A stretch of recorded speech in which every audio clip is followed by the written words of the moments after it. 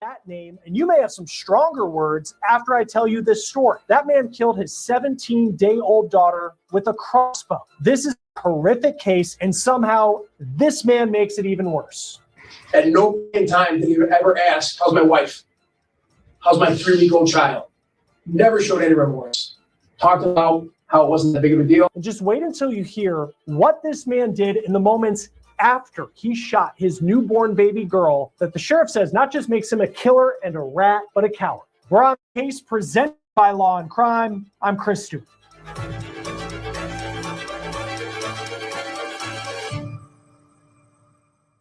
On the stage. As a parent, apologize. Frankly, as a human being, this story makes you feel something in your chest for a lot of reasons.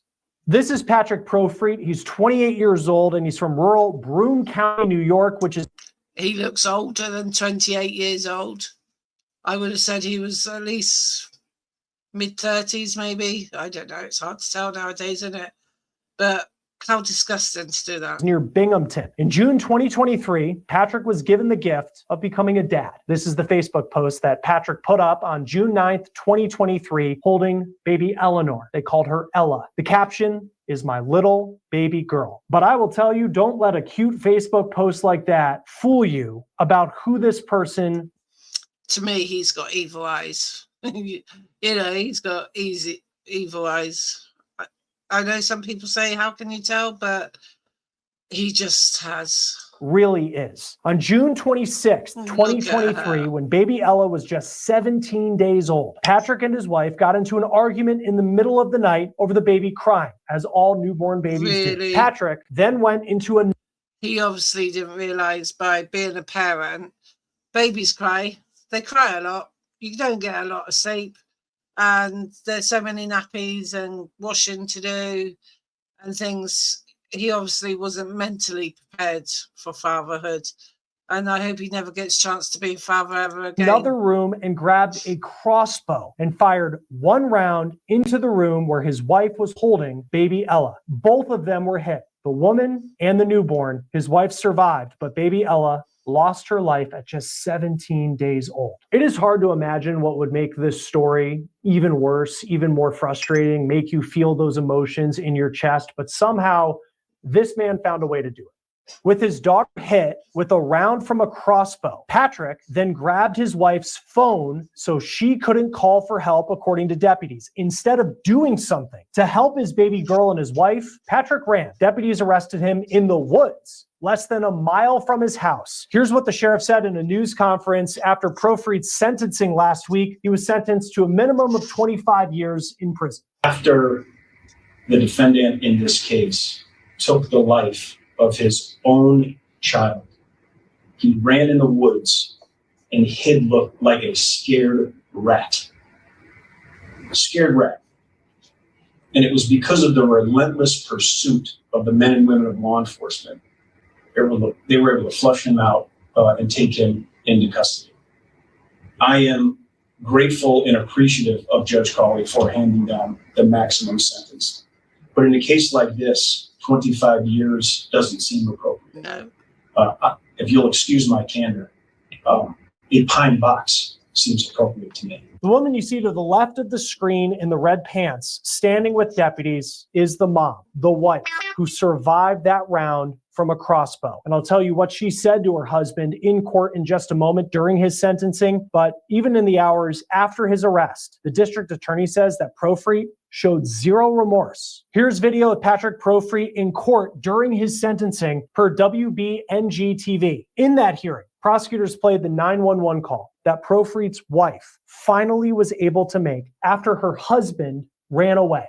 In those early morning hours, a 911 call was made by Megan, who grasped her daughter tightly. That 911 call was played in court today. For 22 minutes, Megan had to watch, observe, and feel her daughter pass. Profreet's wife addressed the judge in court ahead of her husband's sentencing, and per WBNG TV, she said, quote, "But he is beyond forgiveness. He has no empathy and no humanity. If he is capable of redemption, he has not shown it." 25 years to life was the maximum sentence that the state of New York allowed in this case. Before we get back to this case, I want to take a break and bring you a law and crime legal alert. Has been diagnosed with type 2 diabetes. Join us now to talk about this case is retired NYPD detective and host of the Gold Shields podcast, Tom Smith. Always great to have you on Law and Crime. This is a brutal, brutal story. We're both parents. So it's hard to talk about. But just what was your reaction as you just go through the details of what this guy did that night to kill his baby girl? Just brutality. I mean, you just nailed it. You know, there's actions that people take, and, you know, not to say that any case that I talk about or were involved in shocks me anymore, but this one is one of them because it's just so, you know, out of the norm and just brutal of what happened. And then the after effects, you know, and what this guy did afterwards just boils your blood even more of what he did and his actions and attitudes afterwards. He hides her phone, which is insane, for lack of a better term. And then he ends up running, you know, and this is at the point where his daughter is dying, his wife is injured, and he's running. When you're building a case, how do you gather that evidence when you go on the scene and then piece together not just what he did, but then what he did after? Right. Well, processing the scene, you know, being that it's an inside crime scene is pretty easy. You just close the door, no one comes in, and you just have the crime scene unit or yourself methodically go through every piece of evidence that's there. Because here's why, Chris, and some people don't realize this, but just to tell everyone, the preparation for trial begins as soon as you walk onto that crime scene. So everything that you're doing is going to lead to it being presented in a courtroom. So you have to be on target with everything. The action's already done, so your emotions get taken away from it, and you just start doing your job with getting every piece of evidence that's in that room that's going to lead to his prosecution. And I guess when the officers go home at the end of the day, they hug their children even tighter. You know, it makes you believe. Well, it don't make you believe. It makes you wonder why people do the things they do. You know, you would think he would say, like, just go out for a walk or, you know, do something to just chill out till the baby stops crying. I know crying babies can be really, really annoying. And, you know, but as a young parent, that's what you get used to. You know, you have to cope with it. And there's different ways you can cope to a crying baby. Baby won't cry for no reason. There's always a reason why the baby's crying. And there's so many cases that we'll talk about where you find the suspect, in this case, a murderer, someone who did it. He's in prison for it. You see the Facebook page, and in this one, he posts that new dad picture with his child. And I mean, Facebook only tells one part of the story, but then to see what he did after, apparently showed no remorse. I don't know if we can ever understand the criminal mind, but take us inside from your experience in cases like this. What goes through the mind of someone who to this point appears to have been, you know, at least on the outside, here's the loving dad, but he was so far from that. Right. And you nailed it. Pictures are pictures, you know, and don't tell the whole backstage or behind the scenes story of what's going on in that house or the mental state of that person. And you know what, Chris, to be simple with it, sometimes crazy is just crazy, you know, and there's no explanation for it. You can try like hell to deep dive into their minds or what they were thinking. And sometimes people are just like that.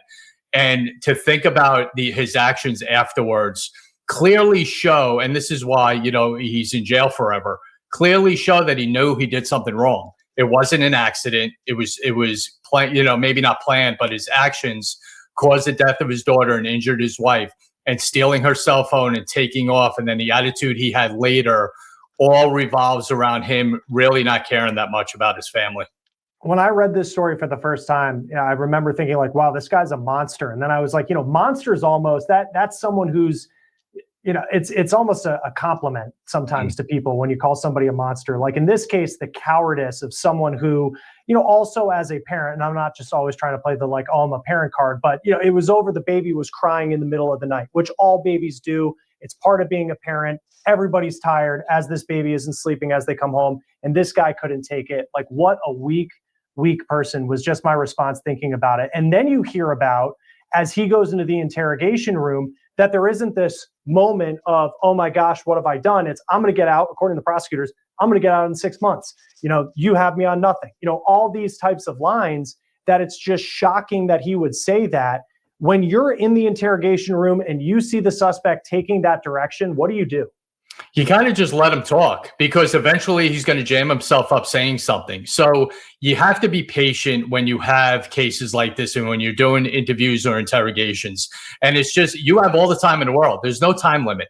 So if they're going to talk and just rattle off some things, you kind of let them, because they could say something in their ramblings that's going to lead to your next question that you may get them. You may tie them into a corner or whatever it might be. So my view of it when I dealt with people like this was let them talk. And when it was time to interrupt them and go back at them with misinformation that they had or trying to get them with certain facts, that's when you do it. But it is hard sometimes, especially when you have the circumstances you have as a dad and as a detective sitting there thinking of this baby in the condition that she ended up in. You have to just keep your emotions in check and do your job. But I always let them talk because they always jam themselves up. And in this case, here he is being sentenced, and the words that he said on that night after he was arrested, the words he said in the interrogation room are being used against him years later in sentencing. As the detective who's doing the interviewing, not only is it, it seems like he's, not only are you gathering facts, let's just say, to then pin it against him that he did this crime, but then also are you listening? What are you listening for those almost sound bites, if it's, using TV terms, that can be used in a case when it comes to the sentencing? How far ahead are you thinking after that interrogation of where this interview could go? Well, that's what I mean when I said this before. Even the interrogation is trial prep, because it's eventually going to come back. So that's why paying attention to everything they say is important. And a lot of times if you have, a partner, which you'll usually see two people in an interrogation room, one of them is doing the questioning and the other one is just taking the notes. So they're doing, that other detective is focusing on everything that individual says, and you're just writing frantically down everything he says so it's on record of all his statements. And then that just gets passed to the prosecution for, like I said, hearings and a trial later on. And if you can take us inside that dynamic as well, because in this case, we don't have the interrogation video. A lot of times here at Law and Crime, we do get that. And it's always fascinating to analyze the approach that detectives take. What is the strategy typically? What does a investigator who's doing an interview know going in there from their training compared to a regular person who would just be asking questions? Well, there is a strategy, and it all depends on the person you're interviewing, their personality, the crime, the circumstances. There's a lot that goes into it, and it's all preparation beforehand. Me and my partner would always have a conversation beforehand of who's going to take the lead, who's going to kind of be the good guy, bad guy, who's going to lean in on just the facts of this. So there is a dynamic to it, and that just comes with experience, Chris, in doing so many, in who takes what role and who's even better at a certain role than the other guy. That's always playing into that. And if the subject gravitates towards one of you, you let that happen. And then that person takes over and just starts taking the interview over. And one thing I always wondered, and this is kind of a sidebar to just this story in particular, is who determines, if they're not going to ask for a lawyer, who determines how long that interview is going to go? Well, you're going to go by the facts of the case. If he turns around and just says, hey, I want a lawyer, then the interview's over. Right. And you're not continuing the interview. But as long as he does not say that and you have read him his rights, you can go on for hours. I've had interviews that last 8-9 hours. So that all is determined on how much facts you're getting. If you start just making circles and it just keeps coming back to the same thing and he has the same attitude, then there is a conclusion that you come to. And his wife was a key witness, it seems, for the state of New York in this case. She survives, but gosh, her baby daughter dies in her arms. It's just horrific to think about. She's also hit by this round from a crossbow. How do you, as an investigator, I mean, when you're talking to her and you think of what she's been through, but also recognizing that in building a case, she's an asset for the investigators, how do you go about that? Yeah, she's the witness. You know, there's no other way to put it. She's the witness. So you're going to go by her time frame and you're going to make it comfortable for her, being at what she went through, to get the information you need from her. It may not be right away, or it may be right away as it's fresh in her head, but you're kind of guided by that witness. Where's a comfortable place to sit and talk? You know, how much time is it going to take, taking a break and just realizing what this woman has gone through. But you still have to get the facts of this case. So that's why it could take a while to get to that point, but it's all about patience and just understanding what she's been through. When you have someone, and it seems like she was very willing to be a participant in this investigation, I'll talk a little bit about what she said at her husband's sentencing in a moment, but in cases where you have someone who's been through something traumatic like that, and you know you need her to testify at a trial, how do you go about kind of getting the information from her, recognizing what she's been through, but also then having them understand how important it is that they take the witness stand? Yep. And that's the great relationship that detectives have with prosecutors, in both of you taking that role on and explaining to her how important this is and preparing her for that, going over certain questions, going over, demeanor while you're sitting there talking. If your emotions take over, let it, because that shows how painful this was. So there's a lot of trial prep that goes on before, especially a key witness takes the stand. But that's a great relationship that I always had with district attorneys that I worked with in preparing witnesses. And in this case, he pleads guilty. He gets 25 years to life, which was the maximum amount that he could get in this case. I don't know if he'll get out ever, but a lot of people will look at this and see all the facts that he tried to cover it up, the fact that he ran away when he could have helped. Not only did he just shoot his wife and his newborn with a crossbow, but then had zero remorse for it. You worked in New York, and I know we've, at times been critical of some of the sentencing laws there, but how does it typically work with someone getting the possibility of being out of prison in 25 years? Yeah, the circumstances of this, he's going to have a tough time getting out in 25 years. And then it's going to extend to, a possible life sentence. But, you do have parole procedures that at a certain amount of time he is going, I don't know if there's a stipulation with a possibility of parole. But if there is, then that comes up and the arguments get made. And I don't see him getting out definitely before the 25 years and probably after that.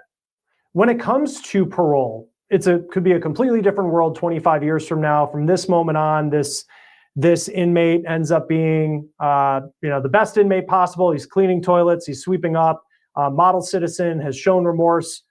That person he is does a parole board, to your understanding, do they look at, here's the person he is now 25 years from now, or you can't go back without thinking of that night and everything wrong that he did that caused the death of that girl? How is that weighed? Yeah, I mean, you're going to take into account his attitude and what he's doing in jail. That's fine. But the facts of the case are always going to come out again, and they're not going away. Statements he's made, actions he's done, and the cause of death is always going to come back, especially in hearings like that. It's never going to go away. It always comes back. And for you, having unfortunately worked domestic violence cases in your career, for as unique in some ways, sadly, this case is with, I think of the crossbow and then what he did after, what are some of the similarities that you typically see in these types of cases that people should know about when talking about this story? Yeah, violence, intimidation, you don't know what the dynamics of that marriage were. But, you brought up a great point before about pictures and all that. There's a whole nother side to this that people don't see, but someone knows. whether it's the spouse, whether it's another family member or a friend, someone always has a idea of horrors that are going on in certain marriages. And those people are the ones that need to come forward and, let someone know of a violent nature that's going on in that house, or the potential of criminality to happen or anything like that.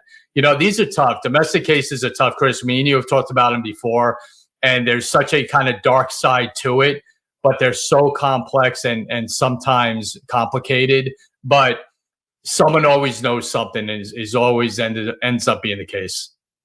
And I also think about his wife. And not only did she speak in court saying that this is someone who doesn't have room for remorse in his body, but then she stands with the sheriff in a news conference after and just is actually there for the media availability. She didn't speak at that media availability, but what stands out to you about her having survived this, but then stood at the forefront in so many ways to get justice for her baby girl?